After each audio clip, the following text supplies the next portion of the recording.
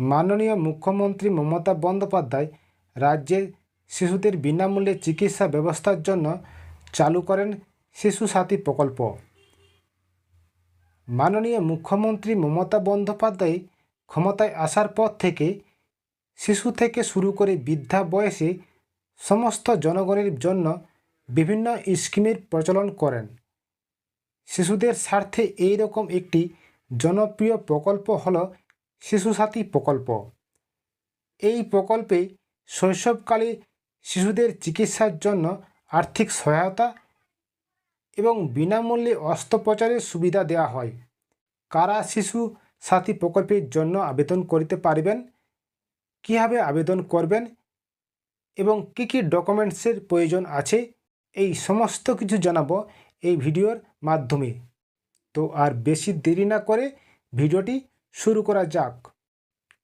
শিশু সাথী প্রকল্পের জন্য আমরা আজকে কোন কোন বিষয় নিয়ে আলোচনা করব সেগুলি হলো শিশু সাথী প্রকল্প, শিশু সাথী প্রকল্পে কী কী সুবিধা পাওয়া যায়, কোন কোন হসপিটালে এই সুবিধা পাবেন, শিশু সাথী প্রকল্পে আবেদন করার জন্য কী কী ডকুমেন্ট প্রয়োজন আছে, আবেদন পদ্ধতি। শিশু সাথী প্রকল্প বিশ্ব হৃদয় দিবস অর্থাৎ উপলক্ষে মাননীয় মুখ্যমন্ত্রী 2013 সালে আগস্ট মাসে শিশু সাথী প্রকল্পের ঘোষণা করেন। রাজ্য সরকারের এই প্রকল্পের মূল উদ্দেশ্য হল শিশুদের বিনামূল্যে হার্ট সার্জারির মাধ্যমে তাদের জীবন ফিরিয়ে দেওয়া। অনেক সময় দেখা যায় শিশু জন্মানোর সময় বিভিন্ন রোগ নিয়ে জন্মগ্রহণ করে বা জন্মগ্রহণের পরেও বিভিন্ন সমস্যা দেখা যায়।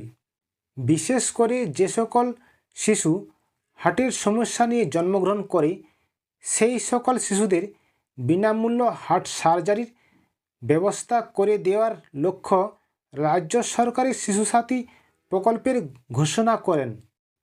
কারণ বর্তমান দিনের শিশুরাই আগামী দিনের ভবিষ্যৎ, তাই শিশুদের রোগ মুক্ত জীবন দেওয়া অবশ্যই প্রয়োজন।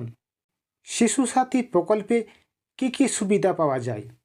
শিশু সাথী প্রকল্পের মাধ্যমে শিশুদের হার্ট সংক্রান্ত রোগ বিধির বিনামূল্য চিকিৎসা করা হবে।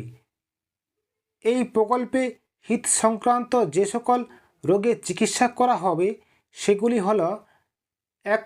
হার্টে ফুটোর সমস্যা, 2. হার্টে রক্ত চলাচলের সমস্যা, 3. হৃদযন্ত্রে বিভিন্ন প্রকারের সমস্যা, 4. কনজেনিটাল কার্ডিয়াল ডিফেক্ট সংক্রান্ত বিভিন্ন সমস্যা ইত্যাদি। শিশুর 12 বছর বয়স পর্যন্ত হার্টের যে কোনো ধরনের সমস্যা বিনামূল্যে চিকিৎসা করাতে পারবেন। কোন কোন হসপিটালে এই সুবিধা পাবেন? এক্ষেত্রে শুধুমাত্র নির্বাচিত কতকগুলি হসপিটালে এই সুবিধা পাবেন। এবার সেই হসপিটালগুলির লিস্ট দেখে নেওয়া যাক। Durgapur mission hospital, Kolkata BM Birla hospital, Kolkata SSKM hospital, Kolkata RG Kar medical college, Kolkata BC Roy memorial hospital for children, আরও অনেক আছে হসপিটাল। শিশু সাথী প্রকল্পে আবেদন করার জন্য কী কী ডকুমেন্ট প্রয়োজন আছে এবার দেখে নেওয়া যাক। শিশু সাথী প্রকল্পের আবেদন করার জন্য শিশুর এবং শিশুর অভিভাবকের কোন কোন ডকুমেন্টগুলি প্রয়োজন হবে।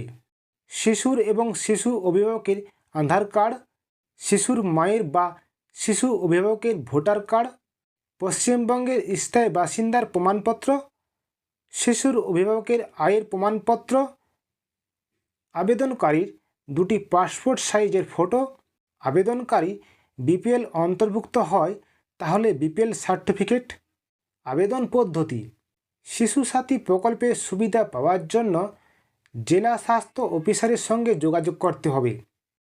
এরপর আপনি সেখান থেকে এই প্রকল্পের জন্য আবেদন করতে পারিবেন এবং এই প্রকল্পের সুবিধা নিতে পারিবেন। এই প্রকল্প সম্পর্কে বিস্তারিত জানার জন্য পশ্চিমবঙ্গ সরকারের ওয়েবসাইটে ভিজিট করতে পারেন। ভিডিওর ডিসক্রিপশনে লিঙ্কটা দেওয়া আছে, তোমরা সেখান থেকে গিয়ে সম্পূর্ণ তথ্য জেনে আসতে পারো।